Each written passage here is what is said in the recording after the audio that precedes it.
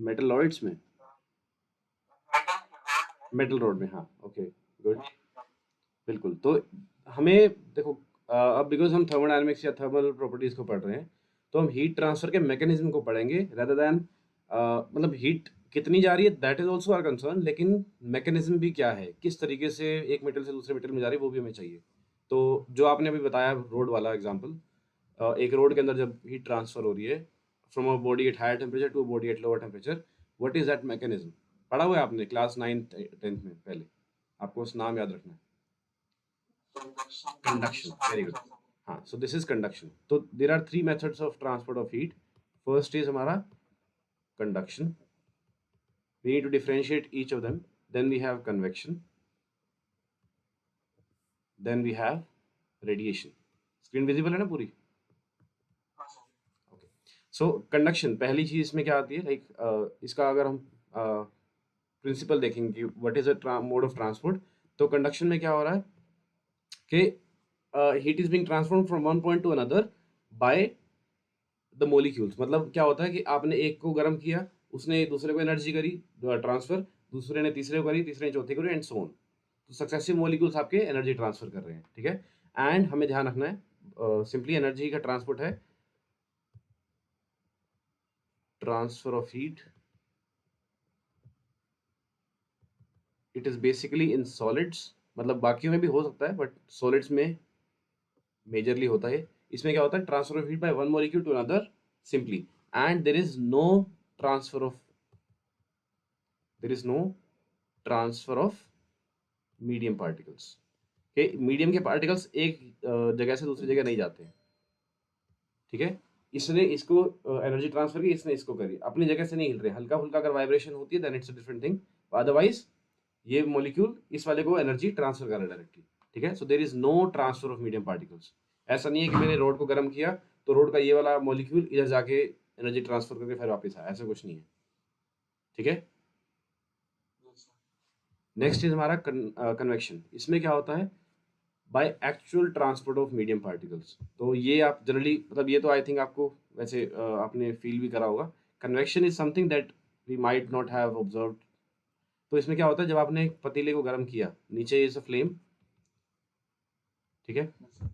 तो ऑब्वियसली बात है, जब फ्लेम यहाँ पे नीचे वाला हिस्सा गर्म होगा पतीले का, तो यहाँ वाला जो पानी होगा that will be that will become voter, और होटर होगा तो डेंसिटी कम हो जाएगी, डेंसिटी कम होगी तो वो ऊपर जाएगा, ठीक है। इसकी टेंडेंसी होगी ऊपर जाने की। सो जो हमारे कन्वेक्शन क्या प्रोसेस होता है, कन्वेक्शन होता है जब गर्म पानी ऊपर उठता है एंड ऊपर जो गर्म ठंडा पानी है दैट कम्स डाउन, ठीक है। सो इस तरह से हमारे कन्वेक्शन के करंट्स होते हैं, ठीक है, ऐसे यूं इस तरीके से ठीक है। गर्म पानी ऊपर उठता है, ठंडा पानी साइड से नीचे आता रहेगा आपका, ठीक है। These are convection currents.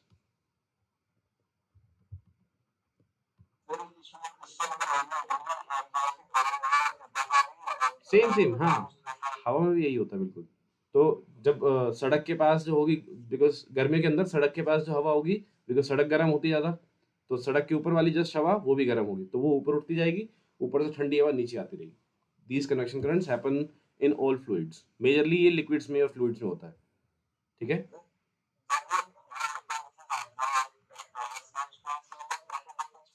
बिल्कुल होता है, उसी के कारण तो हवा चलती है। हवा, देखो हवा दो तरह की चीजें होती है, एक होता है एयर और एक होता है विंड। एयर क्या होता है, something that is present,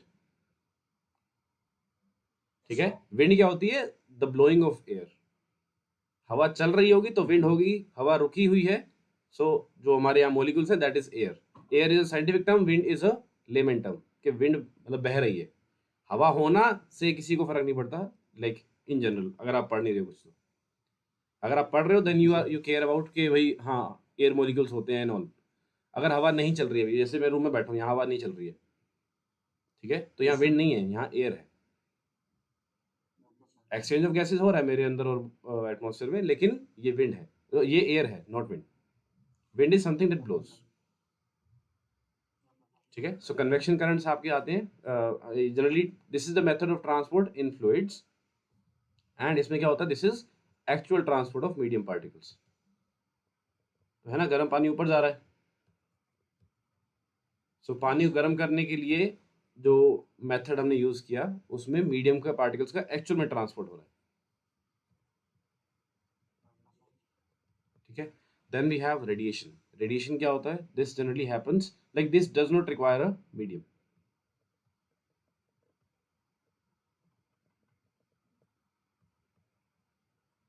this doesn't require a medium, इसमें कोई मीडियम की आपको जरूरत नहीं है।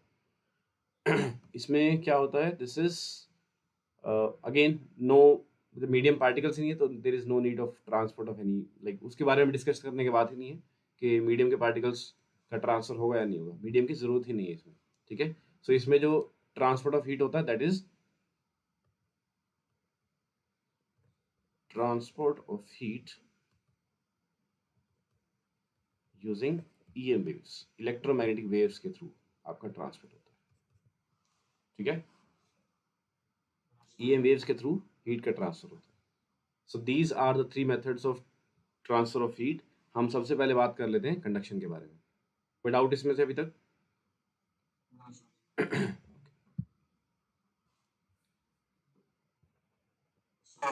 हाँ जी।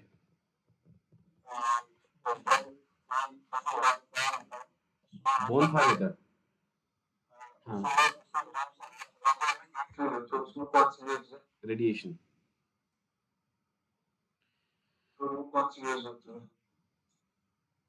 अच्छा, ओके।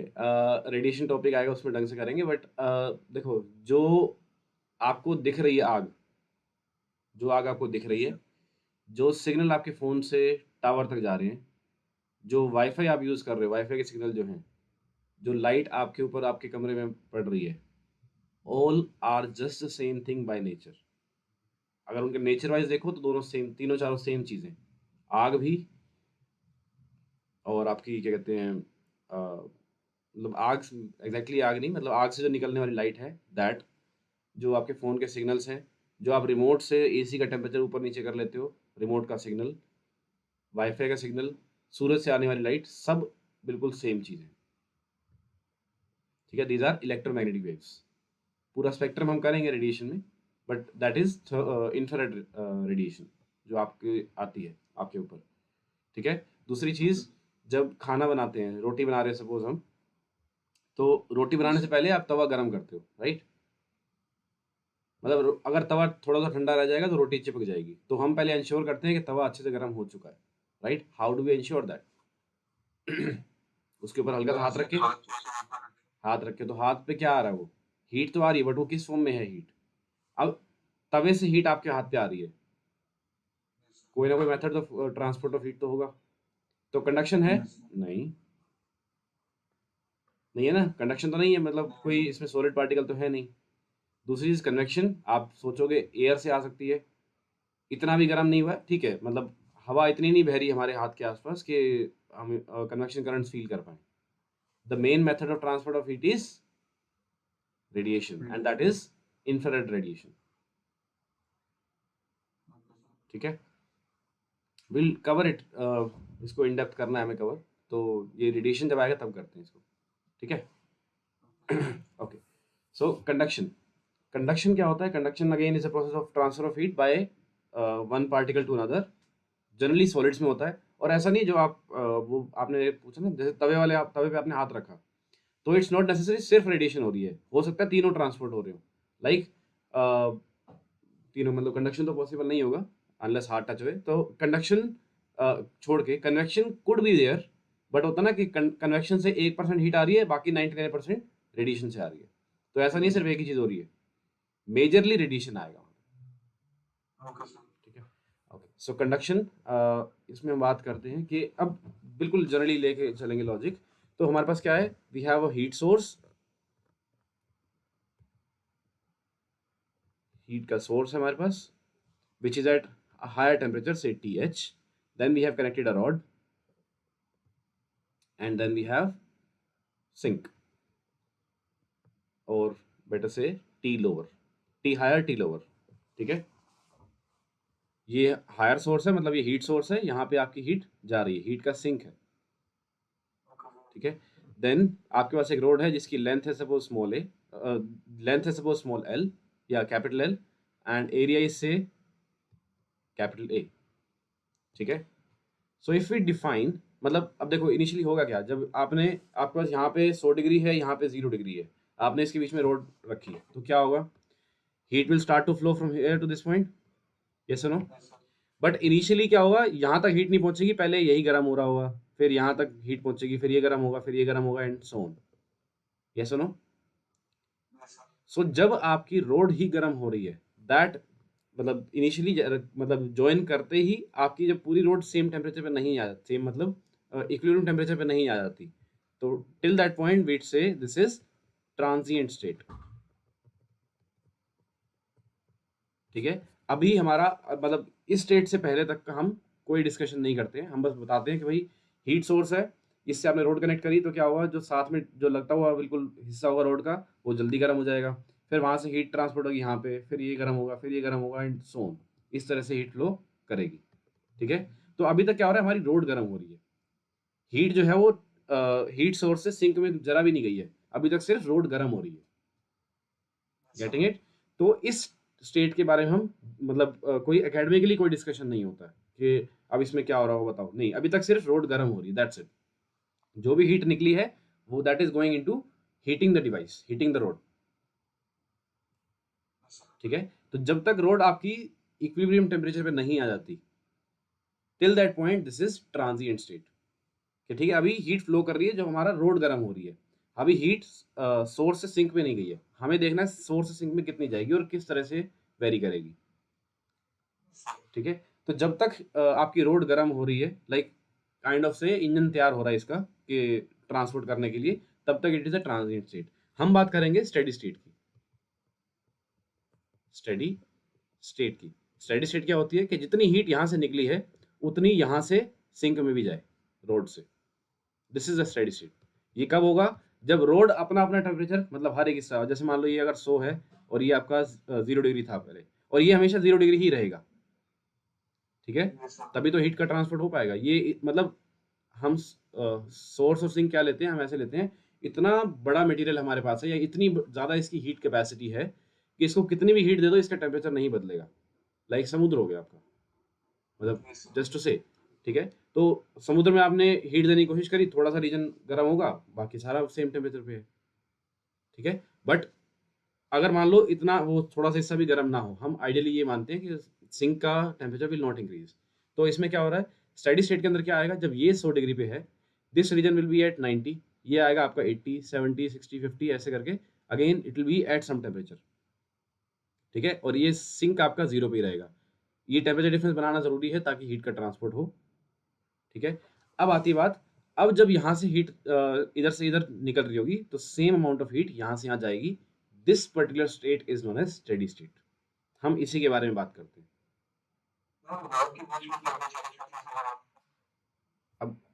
अब ओके, अगर ए पॉइंट में और बी पॉइंट में टेम्परेचर डिफरेंस नहीं होगा तो हीट यहाँ से यहाँ क्यों जाएगी, है ना। तो डिफरेंस तो आना चाहिए, लीनियरली वेरी करेगा आपका टेम्परेचर यहाँ से लेके यहाँ तक, क्लियर है। हाँ, तो जब भी आप ऐसे कनेक्ट करोगे तो ऐसा तो रहेगा ही भाई। एक आप इसी को भी सोचो, आप 1 घंटे से रोटी बना रहे हो, ठीक है, तो क्या तवे का आउटर वाला हिस्सा जो होगा, बिल्कुल कोना जो रिम होती है तवे की, क्या वो भी सेम टेम्परेचर पे है as that of the inner point, बिल्कुल जहाँ फ्लेम लगा हुआ है, ऑब्वियसली नहीं, वो थोड़ा कम टेम्परेचर पे होगा। आई एम नॉट सेइंग कि अगर जैसे ये तवा है, अगर इसका टेम्परेचर का हम स्केल बनाए तो यहाँ पे मान लो 100 डिग्री आ गया, तो यहाँ पे ऑब्वियसली आपका 90 होना चाहिए, 70 होगा, 60 होगा, 50, 98 भी हो सकता है। हीट का ट्रांसपोर्ट तो करना जरूरी है ना, हीट यहाँ से यहाँ तो जा रही है, मतलब कोने में भी अगर आप रोटी मान लो टच हो रही है तो यहाँ भी गर्म तो हो जाएगी, राइट। हाँ, अब क्लियर है, मतलब टेम्परेचर डिफरेंस तो आएगा, आई एम नॉट सेइंग कि 100 का 90 होगा या कितना, बट टेम्परेचर डिफरेंस तो होगा, वो होना जरूरी भी है ताकि हीट ट्रांसफर हो। Okay, so we will talk about the steady state, ठीक है। So if we define the heat current, heat current की अगर हम बात करें, इसको हम एच से या फिर किसी किसी टाइम पे हम आई से भी डिनोट करेंगे, करंट को हम मतलब इलेक्ट्रिसिटी से लेके जाएंगे वापस, तो हीट करंट इधर एच और आई, तो आई क्या आएगा, आई जो है या हीट करंट ही लिख लीजिए। सो ये क्या आएगा, हीट करंट मतलब flow of heat, that means d Q by D t. Q is the heat, so amount of heat transported in some time small t, ठीक है। So d Q by D t heat current. Current क्या होता है, rate of flow of charges. Heat current क्या आएगा, rate of flow of heat, so d Q by D t, ठीक है। सो ये किसके प्रोपोर्शनल होगा आप बताओ, लेंथ, एरिया, इनमें से, या टेम्परेचर डिफरेंस, किस किसके प्रोपोर्शनल होगा, किसके इनवर्सली प्रोपोर्शनल होगा, सोचो। हीट का करंट, जितनी हीट यहाँ से यहाँ जा रही है, अगर लेंथ बढ़ा दूंगा तो हीट ज़्यादा जाएगी कम जाएगी,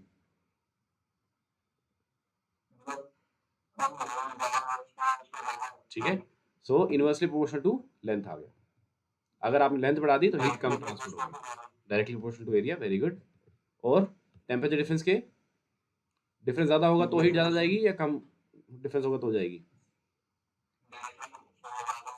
तो T H minus T L, ठीक है। सो इन तीनों चीज़ों को अगर हम कंबाइन करें तो हमारे पास क्या रिलेशन आएगा, will say d Q by D t, मतलब H is equals to d Q by D t is equals to some constant K, proportionality sign हटा के हमने एक कांस्टेंट लगा दिया K, A T H minus T L upon length,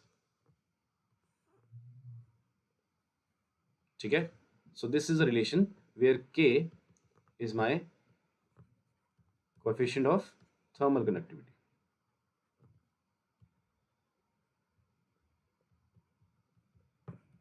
K is my coefficient of thermal conductivity, ठीक है। बस ध्यान ही रखना है आपको, ट्रांजिएंट स्टेट की बात नहीं हो रही है, we are only talking about the steady state. Example है ये। सो एग्जाम्पल नंबर 11.6 है, what is the temperature of the steel copper junction in the steady state of the system. तो आप स्टेडी स्टेट के बारे में ही बात की जाएगी, और ये जो फॉर्मूला है this is also valid in steady state. Transient state में ये फॉर्मूला भी वैलिड नहीं होगा।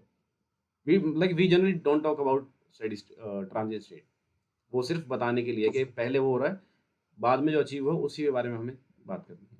सो स्टेडी स्टेट ऑफ सिस्टम आपका अचीव हो चुका है, आपको उस जंक्शन के बारे में बताना है, उसका टेम्परेचर कितना है, length of the steel rod is given, length of the copper rod is given, temperature of the furnace is given, furnace मतलब हीट का source, temperature of the other end sink का it is 0 degree Celsius, area of cross section of the steel rod is twice that of the copper rod, thermal connectivity आपको दे रखी है, ठीक है। तो let's draw the diagram first of all. ये आपका है furnace and this is your sink जो कि है 0 डिग्री सेल्सियस पे, this is at 300 degree Celsius पे, ठीक है। First you have a steel rod, then you have a copper rod, steel, हाँ, this is steel, this is copper. आपको बोला है length of the steel rod आपको दे रखी है 15 सेंटीमीटर, और कॉपर की दे रखी है आपको 10 सेंटीमीटर। एरिया आपको बोला है, area of cross section of steel is twice that of the copper, तो इसको 2a मान लो, इसको a मान लिया हमने, ठीक है। Thermal connectivity of steel is 50.2 joule पर। अच्छा एक चीज और, इसकी यूनिट क्या बनेगी आपके हिसाब से थर्मल कनेक्टिविटी की, देखो आपको इसकी यूनिट निकालनी है and we'll also find out dimension. तो के की यूनिट बनाने के लिए आप फॉर्मूला इन्वर्ट करो पहले हाँ, तो this will be D Q by D T into length upon metre times of delta T, yes no. तो इसकी यूनिट क्या है, D Q by D T क्या होता है, this is joules per second, ठीक है। Metre upon metre square, length, ये आपका एरिया था ना, एरिया था सॉरी, ठीक है, एरिया इंटू केल्विन। तो मीटर स्क्वायर से ये कट गया, आपकी यूनिट क्या आ गई, जूल पर मीटर सेकेंड केल्विन, ठीक है। अगर इसी की आपको डायमेंशन निकालनी है तो डायमेंशन कितनी आएगी,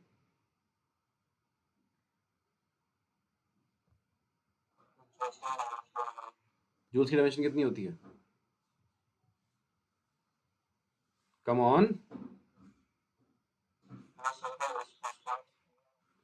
तुम्हें जूल्स की डायमेंशन, वर्क डन की डायमेंशन नहीं याद,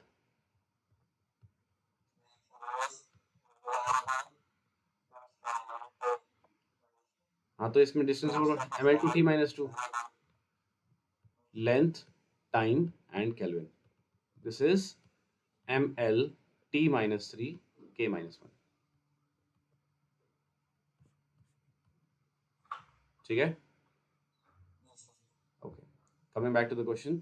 सो इसकी आपको यूनिट दे रखी है 50 joules per second metre kelvin, और इसकी आपको थर्मल कंडक्टिविटी दे रखी है 385 joules per metre second kelvin. अब आपको बताना है कि फाइंड क्या करना है हमें.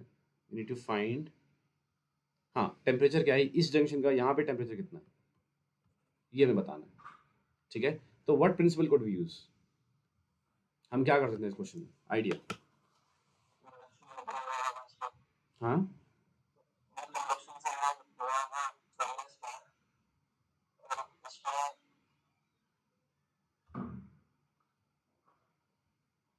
थिंक अबाउट इट, कोई बात नहीं. वेरी गुड, वेरी गुड, बस दैट्स इट, यही प्रिंसिपल आपको लगाना है. देखो फिजिक्स में क्वेश्चन करते टाइम तीन चार चीज़ हो सकती हैं, या तो कोई चीज़ सेम रहेगी, या कोई चीज़ जीरो हो जाएगी, या कोई चीज़ अपनी मैक्सिमम वैल्यू आ जाएगी, या फिर इक्वेट हो जाएंगी. ये चार पांच चीज़ें होती हैं और कुछ नहीं है.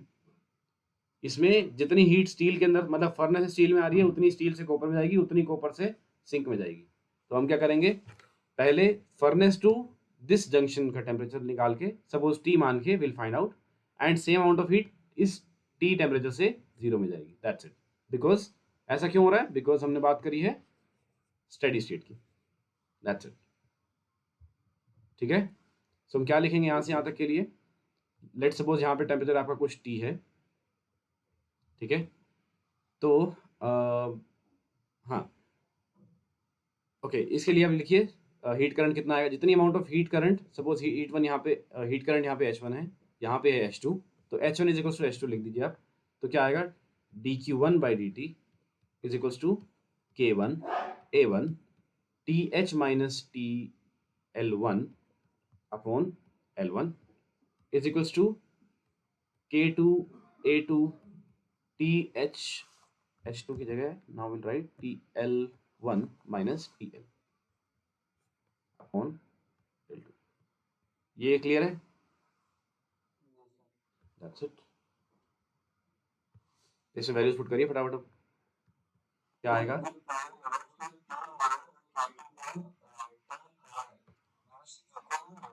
यही तो लिखा है, देखो ये TL1 लिखा है, ये TL1 लिखा है यहाँ पे भी.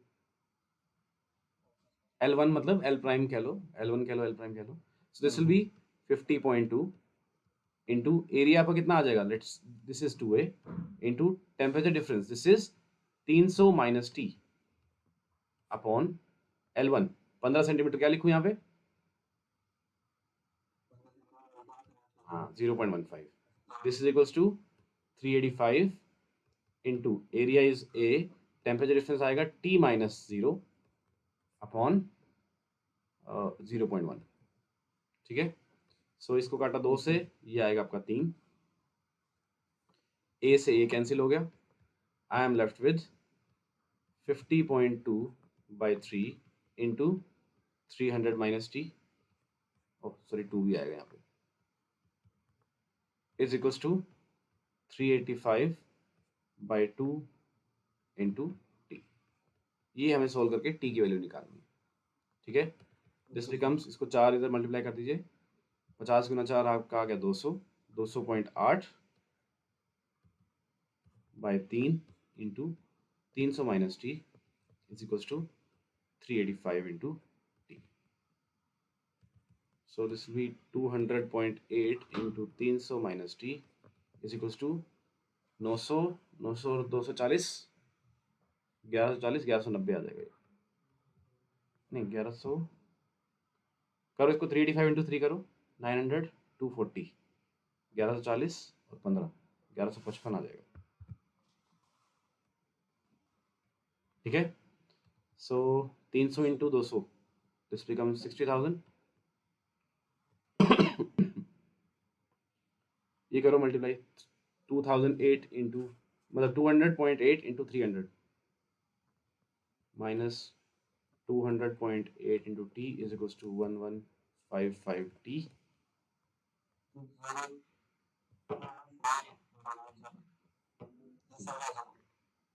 किसमें? कितना आया, दोबारा बोलो। हाँ ठीक है, ये आ गया। सो 60240 इज इक्वल्स टू, इसको इधर ले जाइए, 1155 और 200 1355.8 टी। ठीक है, सो टी कितना आ गया आपका 60240 upon 1355.8। That's it, this is your temperature. करो कितना आएगा ये।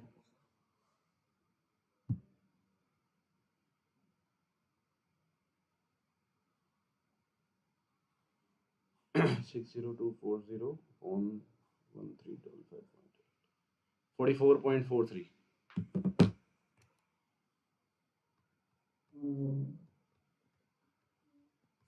इतना टेम्परेचर आ गया आपका। ठीक है, okay, coming to the next example. अच्छा, नेक्स्ट एग्जांपल करने से पहले हमें एक और चीज़ करनी पड़ेगी। We need to see rods in, even though this part is not in NCERT, लेकिन क्वेश्चन डायरेक्टली यहाँ से पूछा गया एनसीईआरटी में, तो पहले हम उसको थोड़ा डिटेल में देख लेते हैं। इसमें कोई डाउट इस क्वेश्चन में? अब हम देखते हैं कि how do we relate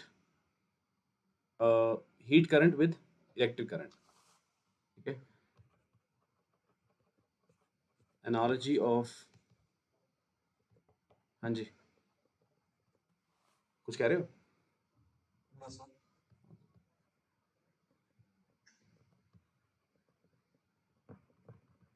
analogy of heat current and electric current. ठीक है, ओके, सो हीट करंट क्या है, दैट H1 या H is equals to dq by dt, this is rate of heat transfer or rate of change of heat, rate of exchange of heat is better word, is equals to k times a times delta t upon l। और अगर मैं current की बात करूं, electrical current की, तो I क्या होता है, I is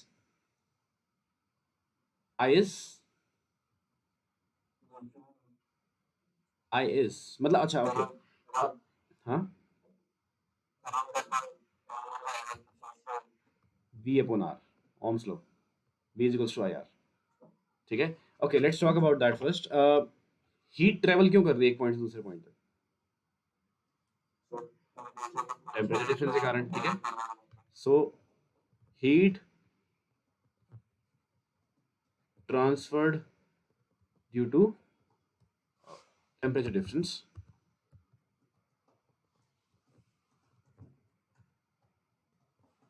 ठीक है, तो करंट क्यों जाता है वैसे, ट्रांसफर करंट एक जगह से दूसरी जगह पे क्यों जाता है, due to, very good, current travels due to potential difference. अब दोनों चीजों को आपको इक्वेट करना है, इक्वेट मतलब पिक्चर इनकी सेम देखनी है। तो now let's see, H is equals to delta T upon, अब मैं बिल्कुल ओम्स लॉ की पिक्चर लेके आ रहा हूँ। देखो यहाँ पे H की जगह मैं I लिख दूँ, अगर यहाँ पे करंट है, यहाँ पे हीट करंट है। ठीक है, यहाँ पे ट्रांसपोर्ट हो रहा है पोटेंशियल डिफरेंस के कारण, so let's take delta V। यहाँ पे हो रहा है टेम्परेचर डिफरेंस के कारण, बचा हुआ हिस्सा मेरा क्या आ जाएगा, रेजिस्टेंस। ठीक है, सो L अपॉन के बिकम्स माई थर्मल रेजिस्टेंस। ठीक है, thus L upon K can be defined as thermal resistance।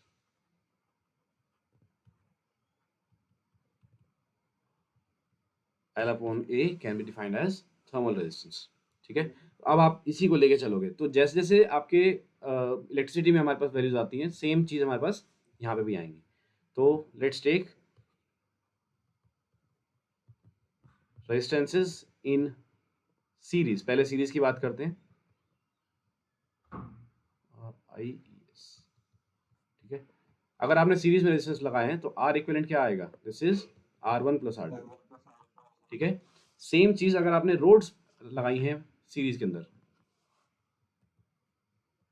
So if you have connected rods in series, तो आएगा again R equivalent should be R1 plus R2। ठीक है, तो हमारे पास R equivalent क्या बन जाएगा, this will become L1 upon K1 A1 plus L2 upon K2 A2। ठीक है, this will be my expression. अगर मतलब दिस इज अगेन, तो आपका फॉर्मूला ये बन चुका है। सो यूल से, पहले हम कनेक्ट करते हैं फिर आपसे एक चीज़ पूछूंगा। सपोज ये मेरे पास फर्नेस है और ये आपका सिंक है। Suppose this is my initial body, this is my second one, L1 K1 A1, इसके वेरिएबल्स हैं L2 A2 एंड K2। तो मुझे आर इक्विवेलेंट लिखना है, मतलब मुझे एक ऐसी रोड बनानी है जो same amount of heat transport करे। ठीक है, तो इसका लेंथ कितनी होगी, this will B L equivalent, area कितना होगा A equivalent, and thermal conductivity होगी आपकी K इक्विवेलेंट। ठीक है, तो इसको लेफ्ट साइड में लिखिए, will say L equivalent upon A equivalent and K equivalent. ठीक है, this is equals to L1 upon K1 A1 plus L2 upon K2 A2। ठीक है, now tell me what will be my L equivalent. L equivalent की value कितनी होगी,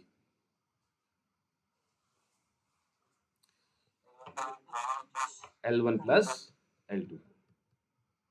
ठीक है, upon A equivalent times K equivalent is equals to L1 upon K1 A1 plus L2 upon K2 A2।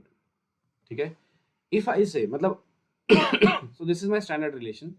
तो ये हमें वैसे अगर हमारे को कुछ और वेरिएबल नहीं दे रखी या कोई और वैल्यू नहीं दे रखी तो this we have to apply. लेकिन अगर हम सिंप्लीफाई करें चीज़ों को, तो if we say if L1 is equals to L2 is equals to कुछ L, अगर ये कंडीशन हो तो क्या कहेंगे हम, will say 2L upon A equivalent K equivalent is equals to L upon K1 A1 plus L upon K2 K2। ठीक है, यस नो। एंड एक और अगर हम कंडीशन लगाएं, if A1 is equals to A2 is equals to my A equivalent, तो क्या बन जाएगा, I have 2L upon AK is equals to L upon K1A L upon K2A। तो L और A कट जाएंगे मेरे पास, I will be left with 2 upon K equivalent is equals to 1 over K1 plus 1 over K2। तो ये मेरा एक, ये this is my general relation, this is a specific one अगर L1 और L2 और A1 और A2 दोनों बराबर हैं तो। ठीक है, सो यहाँ से मेरा K इक्विवेलेंट क्या आएगा, this will B 2K1 K2 upon K1 plus K2। तो आपको याद रखना है कि जब आप रोड्स को सीरीज में कनेक्ट करते हो तो आपका थर्मल रेजिस्टेंस ऐड होता है, ना कि थर्मल कंडक्टिविटीज। ठीक है, और ये आपका सीरीज वो पैरेलल वाला रिलेशन भी नहीं है। मतलब अगर आप सोचो कि भाई अगर रोड्स कनेक्टेड हैं सीरीज में तो थर्मल कनेक्टिविटी का रिलेशन आपका पैरेलल वाला रहेगा, नहीं, वो रिलेशन भी नहीं है, इसमें ट्वाइस आता है, you have an additional term here too. ठीक है, तो ध्यान रखना ये चीज। हाँ हाँ,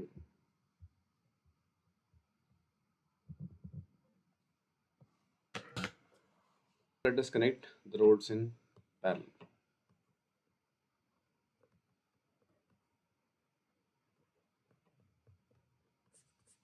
अब रोड्स को कनेक्ट पैरेलल में कनेक्ट कर रहे हो, so let us take again, we have a furnace and we have a sink। so अब आपके पास एक रोड यहाँ पे है, दूसरी रोड आपके पास ये। ठीक है, सो एक ये वाली है, दूसरी है ये वाली, you have these two rods. इसकी length again let's take L length है, K1 thermal connectivity, coefficient of sorry area is A1, length same आएगी आपकी K2 एंड A2। हम मान लेते हैं कि लेंथ भी अलग अलग है, लेट्स टेक L1 L2। ठीक है, लेंथ अलग अलग कैसे आएगी, सेम टेम्परेचर डिफरेंस पे आपने दो रोड लगा रखी है, मतलब द सिंक कुड बी इस टाइप का भी। ठीक है, सो ये आपका पूरा सिंक हो गया। तो हम जनरल केस ले लेते हैं, दोनों रोड्स आपकी पैरेलल में कनेक्टेड है, मतलब पैरेलल कनेक्शन का मतलब दो जगह से हीट ट्रांसपोर्ट हो रही है। ठीक है, तो जनरल लेके चलते हैं, लास्ट में हम अपनी कंडीशन लगा देंगे। सो L1 और यहाँ पे L2। ठीक है, ओके, सो विल से जब आपके रेजिस्टेंस पैरेलल में लगते हैं तो आपका आर इक्विवेलेंट कितना आता है? We say R equivalent is equals to 1/R1 plus 1/R2। Yes no? आपके रेजिस्टेंस जब पैरेलल में लगते हैं तो दिस इज योर रिलेशन, इसमें बस वैल्यूज पुट करनी है आपको। सो 1/R इक्विवेलेंट मतलब 1/L equivalent upon K equivalent A equivalent is equals to 1/L1 upon K1 A1 plus 1/L2 upon K2 A2। ठीक है, अब क्या करेंगे? जो डिनोमिनेटर में आया नीचे, डिनोमिनेटर के अंदर भी जो डिनोमिनेटर है, लाइक ये वाली चीज K और A, इसको ऊपर ले जाइए। So will get K equivalent A equivalent upon L equivalent is equals to K1 A1 upon L1 plus K2 A2 upon L2। This is my general relation. अब हम स्पेसिफिक कंडीशन पे जाएंगे कि अगर ऐसा होगा तो क्या क्या रिलेशन बन सकता है। ठीक है, लेकिन अगर सब कुछ अलग अलग दे रखा है तो this is my final answer. ठीक है, so now will put if L1 is equals to L2 is equals to my L equivalent, तो क्या बनेगा? I will have K equivalent into A equivalent upon L is equals to K1 A1 upon L plus K2 A2 upon. ठीक है, सो L से L cancel हो जाएगा and if I से A1 is equals to A2, A1 और A2 अगर बराबर हैं तो A इक्विवेलेंट क्या बनेगा? A इक्विवेलेंट क्या बनेगा? ट्वाइस ऑफ ए। और बेटर से अगर दोनों सेम होके आपके ए बन जाते हैं तो, और या फिर ऐसे भी लिख सकते हो आप, A equivalent will be A1 plus A2, because of heat जो है दोनों जगह से ट्रांसफर हो रही है, A1 से भी और A2 से भी। सो टोटल आपका एरिया क्या होगा? वो एड अप हो जाएगा पैरेलल के अंदर। ठीक है, और अगर दोनों ए हैं तो this will become twice of A. So will have K equivalent into twice of A is equals to K1 A1 K1 A plus K2 times of A से काट दीजिए, I get K equivalent is equals to K1 plus K2 by. ठीक है, this is the relation for rods in parallel अगर L1 L2 बराबर है और A1 A2 बराबर है। तो ध्यान रखिए, अगेन सीरीज वाला रिलेशन नहीं है, we have a factor of 2। ठीक है, और अगर आपके पास 2 की जगह 5 आती हैं रोड्स तो भी आपको ऐसी लगानी है। इस केस में ये रिलेशन आपका लाइक थोड़ा ट्रिकी बनेगा, वो जब क्वेश्चन आएगा तब देखेंगे, वो कंपटीशन में आएगा, एनसीईआरटी में नहीं आता। ठीक है, नाउ कमिंग टू रेडिएशन। अब आइए आपके जो आपने क्वेश्चन पूछे थे। सो इज इट ओके अगर आज क्लास एक्सटेंड करें थोड़ी सी, आधा घंटा और चलेगा? कहीं जाना तो नहीं है? Okay okay, so let's have it till 10:30 11:30 sorry. Okay, so coming to radiation, देखो एनसीईआरटी में कुछ टॉपिक्स नहीं दे रखे हैं जैसे वेन्स डिस्प्लेसमेंट लॉ और ये सब, हम कर लेते हैं, आपके आगे काम आएंगी कॉम्पिटिशन वगैरह में भी, या नहीं करना? एनसीईआरटी में मेरे पास जो पीडीएफ है उसमें नहीं है। चलिए, है तो अच्छी बात है। हाँ हाँ हाँ, ठीक है ठीक है, इसमें ये पीडीएफ मेरे पास जो है अभी खुली हुई है, इसमें नहीं है। चलिए, अच्छी बात है तो। ओके, सो रेडिएशन क्या होता है? Radiation is a trans mechanism of transport of heat in which there is no need of medium, medium की जरूरत नहीं है आपको। ठीक है, और मीडियम की जरूरत नहीं है, अलॉन्ग विद दैट जो आपकी ट्रांसफर ऑफ हीट होती है that is by electromagnetic radiation. Material यहाँ से यहाँ ट्रांसपोर्ट करने वाले जब मीडियम ही नहीं है, मॉलिक्यूल से नहीं यहाँ से यहाँ हीट ट्रांसफर करने के लिए, तो कंडक्शन कन्वेक्शन वाला कोई प्रोसेस नहीं है, बट ईएम वेव्स ही यहाँ से वहाँ जाती हैं। ठीक है, तो रेडिएशन का प्रोसेस समझने से पहले हमें एक बिल्कुल फंडामेंटल चीज़ पता होनी चाहिए, दैट इज लाइक आप जिस भी टेम्परेचर पे हो, whether it is a living body और अ नॉन लिविंग बॉडी, वो हीट एमिट करते हैं। ठीक है, बिल्कुल बेसिक बेसिक फिनोमिना देखते हैं। जब हम सर्दी में रजाई में सोते हैं, राइट, है ना, तो रजाई गर्म कैसे हो जाती है? थोड़ी देर के बाद, 5-10 मिनट के बाद रजाई गर्म हो जाती है। How does it happen? इसमें हर एक चीज़ का हमें फंक्शन पता करना है कि रजाई का काम क्या है और अंदर की हवा का काम क्या है, मतलब एक बार अगर हम रजाई ऊपर उठा के दोबारा नीचे रख देते हैं तो हवा बाहर निकल जाती है सारी, और फिर से रजाई ठंडी लगती है हमें। तो what all are the functions of razai, उस हवा का क्या पर्पस है वो आपको बताना है।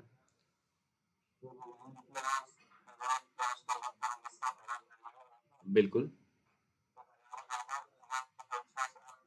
Yes, our body will always remain at 37 degree Celsius. ठीक है, तो इस टेम्परेचर पर होने के कारण हम कुछ रेडिएशन एमिट करते हैं which is in infrared reason. ठीक है, और वो रीजन के अंदर मतलब जो हम रेज एमिट कर रहे हैं उससे हमारे जस्ट आउटसाइड की जो हवा होगी वो गर्म होती है। ठीक है, तो बेसिकली वो हीट ट्रैप हो जाती है बाय दिस रजाई। ठीक है, सो रजाई का काम सिर्फ इतना है कि इंसुलेशन प्रोवाइड करना कि हवा बाहर ना जा पाए, एस्केप ना कर पाए हवा। ठीक है, और दैट्स इट। बाकी जो और फिनोमिना है हम सिक्योरिटी के होते हैं that will cover in another topic. तो रेडिएशन में हम यूज करते हैं इलेक्ट्रोमैग्नेटिक वेव्स, मतलब radiation is a method of transfer of heat by the electromagnetic waves. तो हम इलेक्ट्रोमैग्नेटिक वेव्स का एक बार स्पेक्ट्रम देख लेते हैं क्या होता है। ठीक है, so we have radio waves, we have microwaves, we have infrared, we have visible, we have ultraviolet, we have X-rays, and we have gamma rays. ठीक है, तो in going from radio waves to X gamma rays हमारी wavelength जो होती है that keeps on reducing. हमारी wavelength जो होती है वेव्स की that keeps on reducing, and in going from यहाँ से यहाँ तक हमारी frequency keeps on increasing, and also energy keeps on increasing. ठीक है, सो रेडियो वेव्स की फ्रीक्वेंसी बहुत कम, गामा रेज की फ्रीक्वेंसी बहुत ज़्यादा, रेडियो वेव्स की वेवलेंथ बहुत ज़्यादा, गामा रेज की वेवलेंथ बहुत कम। ठीक है, सो एक आइडिया दे देता हूँ आपको, रेडियो वेव्स की जो वेवलेंथ होती है वो लगभग 1 मीटर 10 मीटर इस तरह से आती है। ठीक है, और visible is the only spectrum of electromagnetic wave जो हम अपनी आंखों से देख सकते हैं। ठीक है, विजिबल के अंदर आपके आते हैं, इसी को अगर मैं थोड़ा जूम कर दूं तो यूल गेट VIBGYOR, विबग्योर आपका यहाँ पे लाई करता है। ठीक है, so we have VIBGYOR, so we have radio micro infra, then इसके बाद आता है हमारे पास रेड, देन ये spectrum violet, then ultraviolet, X and gamma. ठीक है,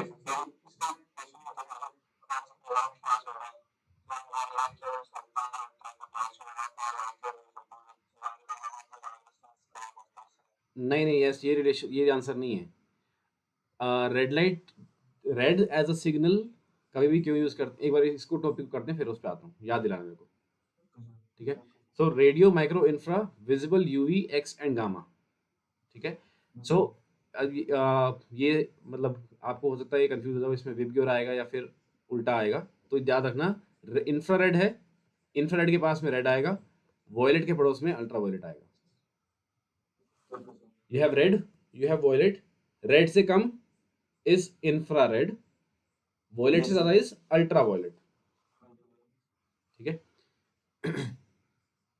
ओके, सो हाँ, इधर से इधर जाते टाइम आपकी वेवलेंथ इंक्रीज करती रहेगी, इधर से इधर जाते टाइम आपकी वेवलेंथ डिक्रीज होती है और फ्रीक्वेंसी इंक्रीज होती है। ठीक है, सो रेड की वेवलेंथ सबसे ज्यादा होगी in the visible spectrum, violet की वेवलेंथ सबसे कम होगी in the visible spectrum. Red की वेवलेंथ होती है आपकी 700 नैनोमीटर, वॉयलेट की होती है 400 नैनोमीटर। ठीक है, तो अगर आप कभी गूगल्स लेने जाओ, सनग्लासेस, तो आई मतलब I have heard it somewhere, तो कुछ बोलते हैं 400 का ब्लॉक कर देता है ये कुछ, ये सनग्लासेस हैं, ये 412 या 401 नंबर बोलते हैं वो, उसको ब्लॉक कर देता है, 400 को ब्लॉक कर देता है। ये 400 क्या है, या कुछ एक नंबर बोलते हैं शायद 300 या कुछ ऐसा नंबर है, उसको ब्लॉक कर देते हैं। दैट मीन्स वो उस अल्ट्रावायलेट रे, उस वेवलेंथ तक की अल्ट्रावायलेट रेज को ब्लॉक कर देगा सनग्लासेस।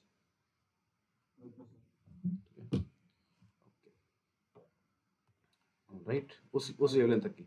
ओके, सो ये याद रहेगा आप नंबर, ये याद रखना नंबर 700 से 400 नैनोमीटर तक। Okay, so coming back to जो आपने क्वेश्चन पूछा था उस पे आते हैं। सो जो आपने क्वेश्चन पूछा है that why is red danger signal. Danger signal का मतलब क्या है कि आपको दूर से पता लग जाना चाहिए कि भाई कुछ खतरा है। ठीक है, चाहे ट्रैफिक लाइट में लो, चाहे आपने देखा हो बड़ी बड़ी टावर्स के ऊपर एक रेड लाइट लगी होती है, वो किसके लिए होती है? ताकि अगर एरोप्लेन कभी लो फ्लाई कर रहा हो, कोई हेलीकॉप्टर हो जो छोटी हाइट पे फ्लाई कर रहा है, उसको पता लग जाए कि यहाँ पे कुछ है, ऑब्स्टेकल है। टेलीविजन की जो टावर्स होती हैं, पीतमपुरा में जो टीवी टावर है आपकी, या फिर आप कह सकते हो जो आपके लाइक जो भी हाई राइज बिल्डिंग होगी या टावर होगी या कोई भी आपने इलेक्ट्रिकल पोल लगा रखा है, उस पे आप सबसे ऊपर रेड सिग्नल लगाते हो, रेड लाइट लगाते हो। ठीक है, again purpose is to show कि यहाँ डेंजर है। तो रेड ही क्यों यूज करते हैं? So the basic reason is कि आपको दूर से दिख जाना चाहिए कि डेंजर है। ठीक है, ऐसे ना हो कि अरे पास में आके धप्पा हो जाए। ठीक है ना, तो हमें दूर से देखना चाहिए। दूर से दिखने के लिए क्या होगा, एक छोटा सा बल्ब आप लगाते हो जो कि बहुत दूर से दिख जाए, एरोप्लेन तक को दिख जाना चाहिए। तो व्हाट शुड हैपन, तो जो रेज यहाँ से निकली है वो स्कैटर नहीं होनी चाहिए। ठीक है, अगर ये लाइट जाते जाते यहाँ से, अच्छा आपने कभी घर पे कोई ब्लू एलईडी लगाई है, ब्लू कलर की एलईडी? हाँ, कभी देखी हो किसी घर पे ब्लू एलईडी लगी हुई?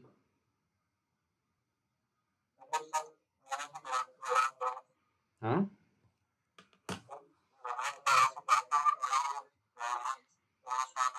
ओके ठीक है, आपके पास एक लैंप है, इसको कभी ब्लू एलईडी जला के ना थोड़ा दूर से देखना, आपको सारी चीजें ऐसी दिखेंगी, धुंधली सी दिख रही हैं। एग्जैक्ट कुछ नहीं दिखेगा आपको, सब कुछ लगेगा, दिख रहा है सब कुछ, लेकिन धुंधला सा है, मतलब कुछ ढंग से दिख नहीं रहा क्लियर सा।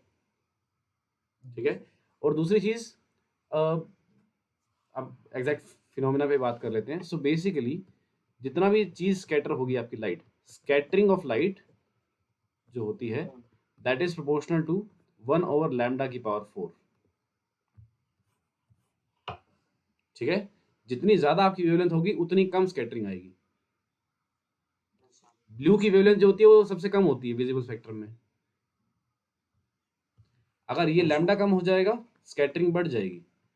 यही रीजन है जो स्काई होता है हमें ब्लू कलर का दिखता है। एनसीईआरटी क्लास 10th का क्वेश्चन है कि स्काई ब्लू क्यों दिखता है, क्यों? क्योंकि वेवलेंथ सबसे कम है, वेवलेंथ कम है, स्कैटरिंग सबसे ज्यादा होगी। स्कैटरिंग सबसे ज्यादा होगी तो फैल के कौन सा कलर दिखेगा आपको? ब्लू की आपको ह्यू दिखती है, एच यू नहीं बोलते, ह्यू। तो पूरे स्काई के अंदर आपको ब्लू कलर की ह्यू दिखती है, रेड की नहीं दिखती।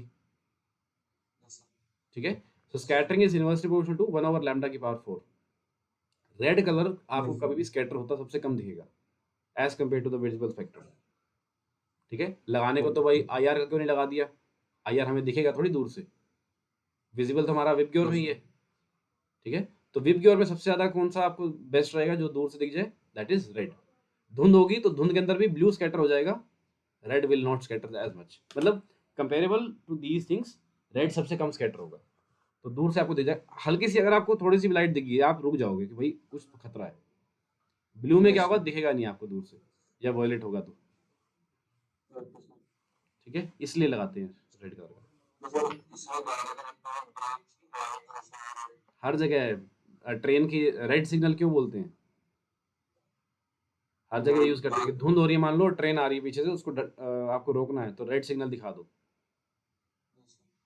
क्यों? क्योंकि दूर से हमें दिख जाता है, ब्लू कलर होगा दूर से शायद स्कैटर हो जाए, हमें धुंधला दिखे कुछ भी कि पता नहीं क्या है। और भाई रात को ट्रेन चल रही है, बहुत सारी चीजें होती हैं जो धुंधली दिखेंगी आपको, लेकिन red is something that gives you assurance कि भाई कुछ खतरा है। ठीक है, all right, coming to the Kirchhoff's law now. अब ये पार्ट आई थिंक आपका एनसीईआरटी में नहीं है, किरचॉफ्स लॉ।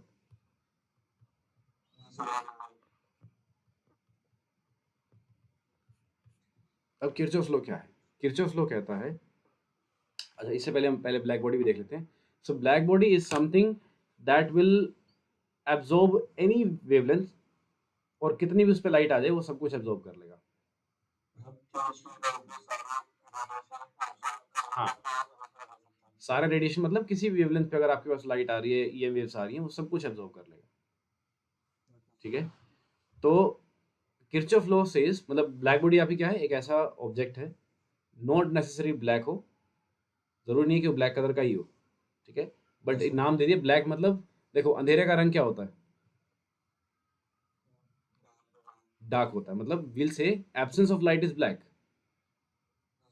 कुछ अगर कलर है, मतलब लाइट का कोई कलर है तो लाइट का वो कलर दिखेगा हमें, अदरवाइज हमें क्या दिखेगा, अंधेरा दिखेगा, ब्लैक दिखेगा।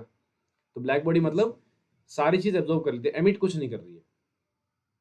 ठीक है, रिफ्लेक्ट कुछ नहीं कर रही है हमारे पास, एमिट तो कर सकती है, रिफ्लेक्ट कुछ नहीं करेगी। ठीक है, तो जो भी उस पर लाइट पड़ रही है, जो भी वेवलेंथ की लाइट पड़ रही है उसके पास, तो वो एमिट उसको एब्जॉर्ब कर लेगी। तो Kirchhoff said that the ratio of emissive power to absorptive power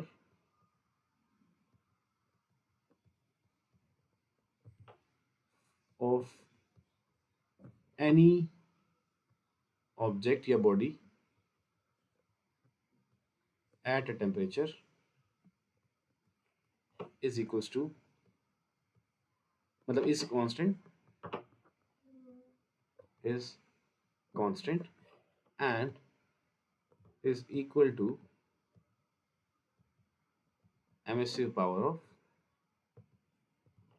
black body. तो द किरचॉफ लॉ क्या है, it says the ratio of emissive power to absorptive power of any body at a particular temperature is constant and is equals to emissive power of the black body at that temperature. ठीक है, अब emissive power और absorptive power देखते हैं क्या आएगा, but इतना clear है पॉइंट जो लिखा हुआ है। Okay, so let us take, हमारे पास सपोज कुछ I amount of radiation I है, this is the incident radiation, and जो मैंने सरफेस बनाया नीचे, सपोज ये मेरी बॉडी है कोई भी, this is the object that I am concerned about. ठीक है, तो जो हमारी suppose I units of radiation I है, इंसिडेंट एनर्जी है सपोज हमारी आई, तो कुछ अमाउंट ऑफ एनर्जी मेरी क्या हो जाएगी, रिफ्लेक्ट हो जाएगी।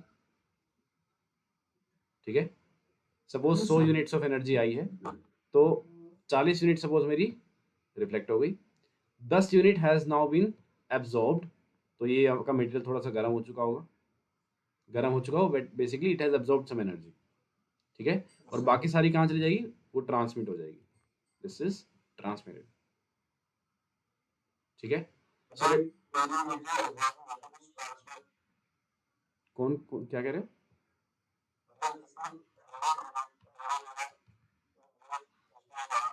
सपोज 100 फोटोन आए, ठीक है, 100 फोटोन में से 40 रिफ्लेक्ट हो गए, 10 एब्जॉर्ब हो गए और 50 उसी मीडियम के अंदर आगे चले गए, ट्रांसमिट हो गए आगे। ठीक है, इस इंटरफेस से आगे चले गए, दिस इज द स्टोरी। ठीक है, so if Q I is the incident amount of energy, Q R is reflected amount, Q A is absorptive amount, absorb कितनी हुई है, and Q T is the transmitted amount. तो अगर मैं पूरे को अगर रेशियोज निकालूं मैं, तो इंसिडेंट से अगर मैं डिवाइड कर दूं तो मेरे पास यहाँ पे 1 बन जाएगा, is equals to Q reflected upon Q incident, Q absorbed upon Q incident, plus Q transmitted upon Q incident. तो ये क्या बन जाएंगे मेरा, this is my reflectance ratio, मतलब रिफ्लेक्टेंस बन जाएगी, this is my absorptive and this is transmittance. ठीक है, रिफ्लेक्टेंस, एब्जॉर्प्टिविटी एंड ट्रांसमिटिविटी के, रिफ्लेक्ट कितनी है अपॉन इंसिडेंट कितनी हुई थी, अगेन रेशियो फ्रैक्शनल वाली चीज है सिर्फ। ठीक है, रिफ्लेक्ट कितनी हुई अपॉन इंसिडेंट कितनी थी, so will simply say 1 is equals to R plus A plus T. R is reflectivity, A is absorptivity, T is transmittivity.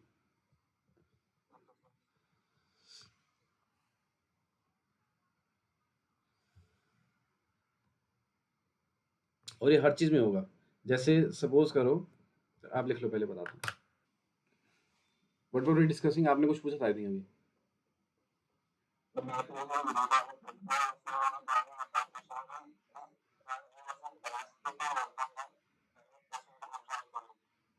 हाँ, तो जो हमें मतलब होता है ना कि हमने अब ब्लैक बॉडी रखी तो एक आइडल बॉडी है, असल में ऐसी हमें मिलती नहीं है। लाइक नेचर में रेडियली अवेलेबल नहीं है, तो जो भी आएगी वो कुछ ना कुछ एमिट करती है। बट अगर हम बनाना चाहें तो कैसी बनेगी? तो if you take a sphere,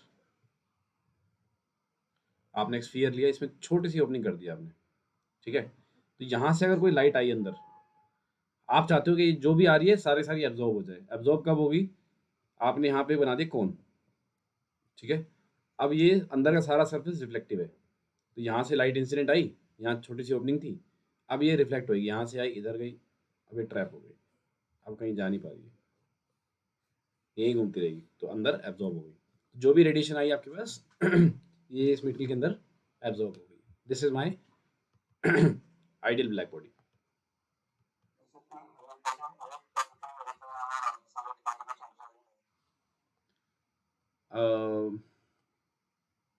जो आप सोच रहे हो एमिटेंस इज, किसी उस पे आएंगे अभी हम, जिस भी टेम्परेचर पे आप हैं उस पे एमिशन होता है। This is not emission. जो आ रही है एनर्जी सारी सारी एब्जॉर्ब हो रही है, एमिशन इज समथिंग एल्स, ठीक है? वो हम स्टीफेंस लॉ में देखेंगे, ठीक है? Okay alright. तो आइडियल ब्लैक बॉडी क्लियर है कि आपने एक स्फीयर बनाया, उसके अंदर अंदर का सारा सरफेस रिफ्लेक्टिव है, एक छोटी सी ओपनिंग छोड़ी आपने, वहां से लाइट आई और यहाँ पे आपने कौन सा बना दिया, ताकि एक बार आप बेंड करा दो लाइट को। एक बार बेंड होगी तो उसके बाद आप अंदर अंदर घूमती रहेगी, बाहर निकलने का ऑप्शन नहीं है इसके पास, ठीक है? Okay, so coming to the spectrum of black body.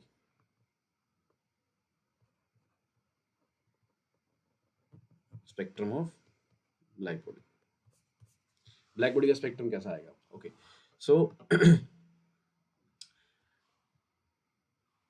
Okay, यहाँ से हमें थोड़ा बहुत स्टार्ट करना है वो चीज़ कि जिस भी टेम्परेचर पे आप हो, आप उस टेम्परेचर पे आके एक पर्टिकुलर वेवलेंथ एमिट करोगे, ठीक है? This is the rule. Rule और बेसिकली वी कैन से कि स्पेक्ट्रम ऑफ ब्लैक बॉडी और किसी भी बॉडी के लिए, मतलब whether it is a living body और नॉन लिविंग बॉडी, तो लेट्स टेक एन एग्जांपल, वहाँ से आपको क्लियर हो जाएगा।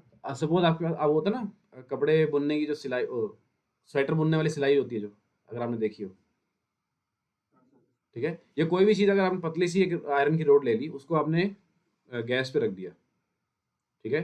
तो वो गर्म हो जाएगी। अब धीरे धीरे आपको उसमें से आपको वेव्स निकलती दिखेंगी, थोड़ी देर बाद वो रेड हॉट हो जाएगी, ठीक है? उसको और थोड़ी देर अगर वहां रखोगे तो येलो शेड आ जाएगी उसके अंदर,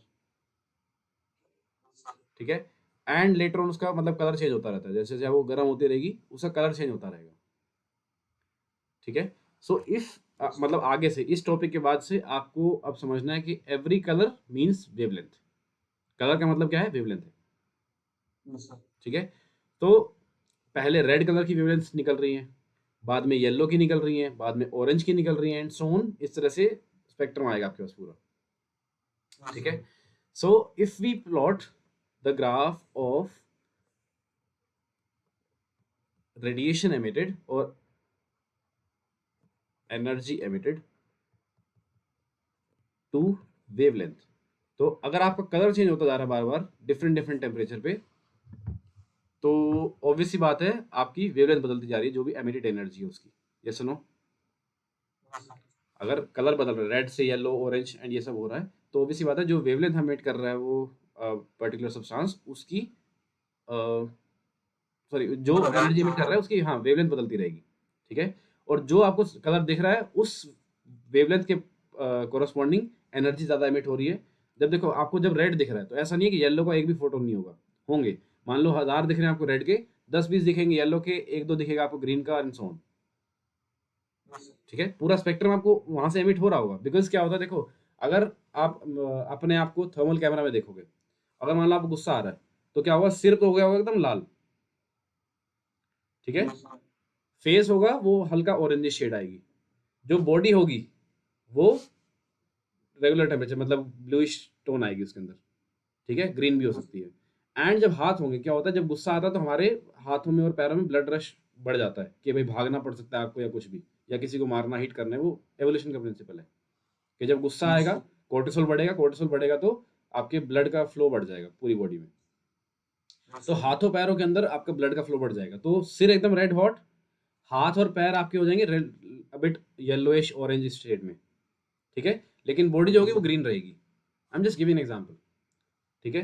तो सिर गर्म हो चुका है, हाथ थोड़े थोड़े गर्म हुए हैं, बॉडी एकदम नॉर्मल टेम्परेचर पे है, तो ग्रीन होने का मतलब क्या है? क्या ब्लड यहाँ नहीं है? ब्लड है, यहाँ पे भी ब्लड है, लेकिन क्या है कि ग्रीन के कोरस्पॉन्डिंग फोटोन ज्यादा हैं, यहाँ पे रेड के कोरस्पॉन्डिंग फोटोन ज्यादा हैं। क्या बाल गर्म हो रहे हैं? नहीं, बाल ठंडे हैं, लेकिन बिकॉज रेड के फोटोन कोरस्पॉन्डिंग फोटोन ज्यादा हैं, तो पूरा रीजन हमें रेड दिखता है,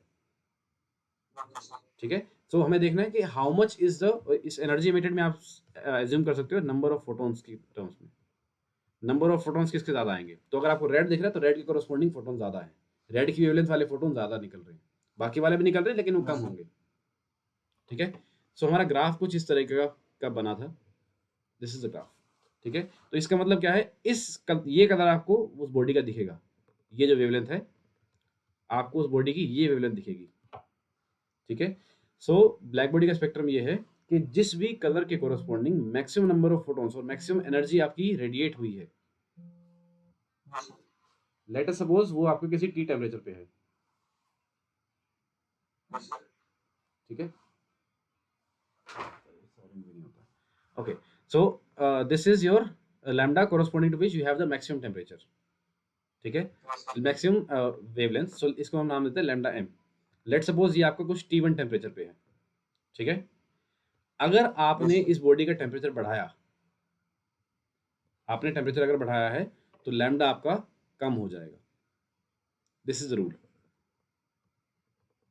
ठीक है। So if this is my, ये सपोज लैम्डा 1 मान लिया हमने, corresponding to which temperature was T1, if I have increase the temperature मेरा लैम्डा कम हो जाएगा। So this is my Wien's displacement law, Wien's displacement law ये क्या कहता है? This says lambda maximum into temperature का प्रोडक्ट जो होता है दैट रिमेन्स कांस्टेंट, ठीक है। और ये कांस्टेंट की वैल्यू होती है, बताओ कितनी होती है? 2.82 होती है, आई थिंक 82 इंटू 10 की पावर -3, 9 है, 82 आएगा आई थिंक, देखो एक बार बुक में 9 है, चलिए वो लिख लीजिए। सो 2.9 इंटू 10 की पावर -3 मीटर केल्विन, ठीक है। तो ये कांस्टेंट, इसको जनरली बी से डिनोट कर देते हैं। सो दिस कांस्टेंट इज, मतलब lambda maximum into T is equals to constant always, ठीक है। सो क्या हो रहा है कि गर्म हो, अब आप इसको सोच सकते हो कि जब चीज़ गर्म होगी है तो अगर रेड एमिट कर रही है, ठीक है, रेड की वेवलेंथ सबसे ज़्यादा है, आपने टेम्परेचर बढ़ाया तो वेवलेंथ कम हो जाएगी, कम हो जाएगी मतलब येलो में चली जाएगी, और टेम्परेचर बढ़ाओगे तो ऑरेंज हो जाएगी, एंड सो ऑन, इस तरीके से। सबसे ज़्यादा गर्म होगी तो क्या हो जाएगी? ब्लू हो जाएगी। अब याद करो, फ्लेम के अंदर जो कैंडल का फ्लेम होता है उसके अंदर आउटर मोस्ट कलर क्या होता है? ब्लू, आउटर मोस्ट ब्लू होता है, ऑब्जर्व करना। और blue colour corresponds to maximum temperature, सबसे हॉट भी वही होता है,